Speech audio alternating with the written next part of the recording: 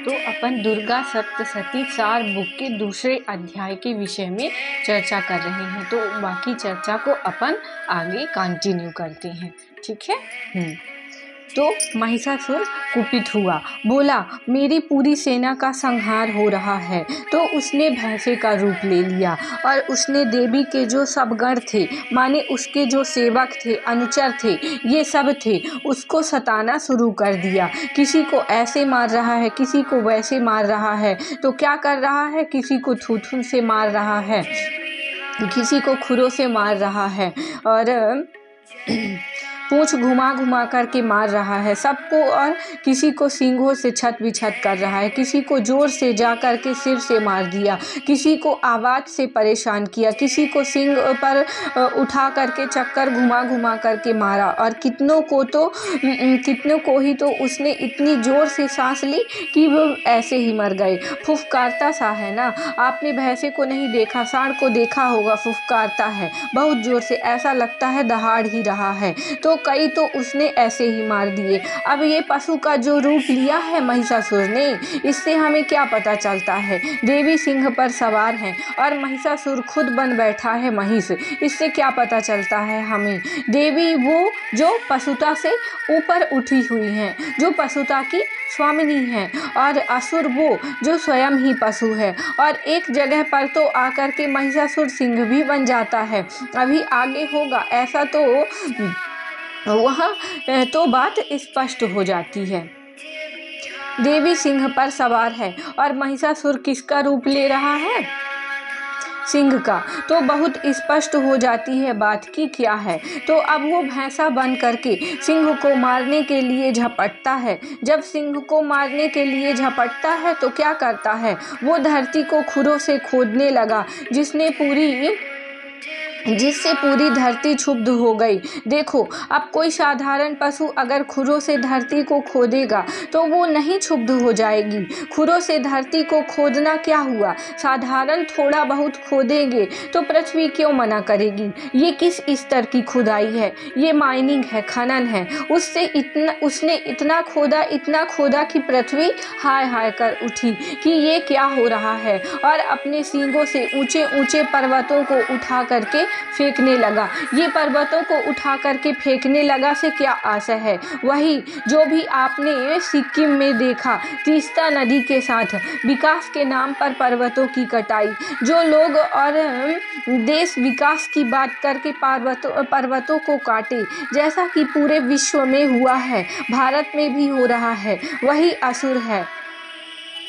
तो वो अपने सींगों से उठा कर सबको फेंक रहा है। उसके लिए सब कुछ बस उसकी कामना पूर्ति का साधन बस है। मेरी कामना ये है कि ये देवी हैं, इनको परास्त करना है, तो उसके लिए मैं सारे पहाड़ तोड़ दूंगा। शत्रु को हराना है तो पहाड़ काट दो, ये असुरता का प्रतीक है। शत्रु को हराना है तो पहाड़ ही काट दो, ये असुरता की निशानी है। शत्रु को हराना है तो नदी बांध दो। भारत के लिए जानते हैं एक खतरा क्या है, ब्रह्मपुत्र चीन में बड़ा लंबा रास्ता तय करके आती है भारत, और चीनियों ने उसमें बांध बना दिए हैं, और युद्ध की स्थिति में उन बांधों का दुरुपयोग होगा। कुछ वैसा ही डर पाकिस्तानियों को लगता है। उनकी सिंधु नदी भारत के लद्दाख से होकर के खूब जाती है। उनको लगता है कि कहीं कुछ गड़बड़ ना कर दे युद्ध की दिशा में, और ये होता आया है। भारत का तो पता नहीं, पर चीन की ओर से पूरी आशंका है कि अगर अपनी कामना पूरी करनी है तो अपने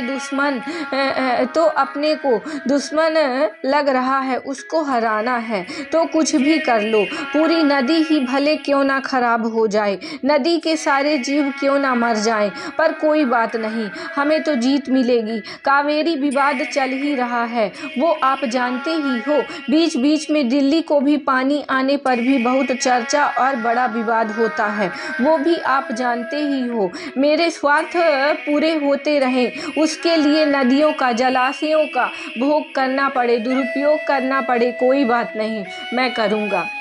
देखो, आचार्य जी स्पिरिचुअल टीचिंग, आध्यात्मिक शिक्षा को इतना ज़्यादा महत्व इसलिए दे रहे हैं क्योंकि जब इंसान को आध्यात्मिक ज्ञान होगा ना तो उसकी आत्मा, उसका व्यक्तित्व पवित्र होगा, श्रेष्ठ होगा और कोई भी गलत काम उससे नहीं होगा। तो संसार में जितने भी प्रॉब्लम्स क्रिएट हो रहे हैं, चाहे वो घरेलू हो, सामाजिक हो, वैश्विक हो, और जितनी भी प्रॉब्लम्स होती हैं उस हर प्रॉब्लम का सलूशन है आध्यात्मिक, स्पिरिचुअल नॉलेज, आत्मा का ज्ञान, संसार का ज्ञान, प्रकृति का ज्ञान और प्रेम, करुणा, दया, आध्यात्मिक ज्ञान। ठीक है, सत्संग।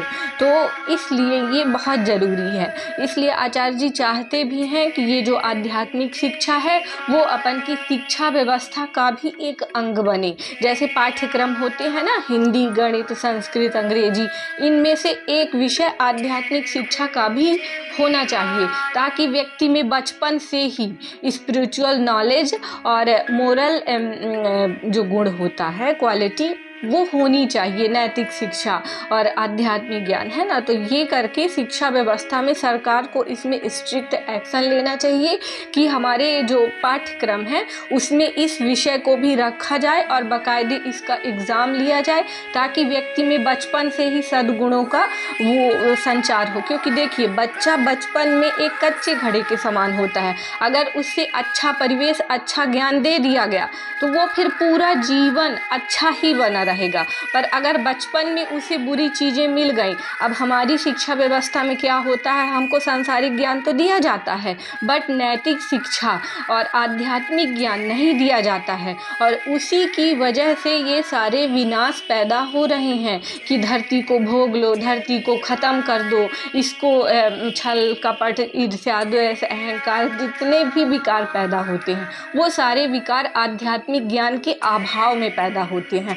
अगर व्यक्ति को आध्यात्मिक ज्ञान हो ना तो ये सारे विकार, ये सारी बुराइयां पैदा ही ना हो। तो इसलिए इसको अपनी शिक्षा व्यवस्था में, अपने माहौल में, परिवेश में इंक्लूड करना, लाना ज़रूरी है। इसी से चीज़ें बनेंगी, बात बनेगी, और इसीलिए आचार्य जी इतनी मेहनत कर रहे हैं। नहीं तो वो भी ना कलेक्टर बन करके, एसपी बन करके, प्रधानमंत्री बन करके देश की सेवा कर रहे होते, पर इतने पदों को उन्होंने ठुकरा करके इस पर जोर दे रहे हैं क्योंकि यही एक उपाय है संसार की हर समस्या के समाधान के लिए। ठीक है। तो कावेरी विवाद चल ही रहा है, वो आप जानते ही हो। बीच बीच में दिल्ली को पानी आने पर भी बहुत चर्चा और बड़ा विवाद होता है, वो भी आप जानते ही हो। मेरे स्वार्थ पूरे होते रहें, उसके लिए नदियों का, जलाशयों का मुझे भोग करना पड़े, दुरुपयोग करना पड़े, कोई बात नहीं, मैं करूँगा। उत्तराखंड में आपने देखा ही है जोशीमठ का हाल, और ख़ासकर जब मानसून रहते हैं तब वहाँ क्या हालत होती है। ये कोई छिपी चीज़ अब नहीं है, और वो बात बढ़ती ही जा रही है। जोशीमठ कोई छोटी मोटी जगह नहीं थी, वो जगह अब नक्शे से ही गायब हो गई है। कारण यही है कि पहाड़ को काटना है, सुरंग बनानी है, रेल ले जानी है, यही सब बात यहाँ बताई गई है, समझ रहे हो। लेकिन हम हर चीज़ का तुच्छीकरण कर देते हैं। इस पर बहुत तरह के वृत्त चित्र, और चित्र तो क्या बोलूँ मैं, धारावाहिक इत्यादि भी बने हैं। उनमें आप देखिएगा तो ऐसे ही दिखाते हैं जैसे सचमुच में महिषासुर कोई भैंसा है और उसने अपनी सींग से पहाड़ उठा लिया है। फिर इसलिए जो बुद्धिजीवी वर्ग है वो धर्म से दूर हो जाता है। वो कहता है हम ये गप और किस्सा कहानी नहीं मानते हैं कि कोई भैंसा ऐसा है जिसने अपनी सींग से पहाड़ उठा लिया है। वो भी भैंसा नहीं, असली वो असुर है। बोले ये हम मानेंगे नहीं। जबकि बात ये है कि ये जो कथा है इसमें बहुत गहरा सार और छुपा हुआ मर्म है। उसको अगर हम समझ पाएं तो हमारे आज के जीवन में बड़ी मदद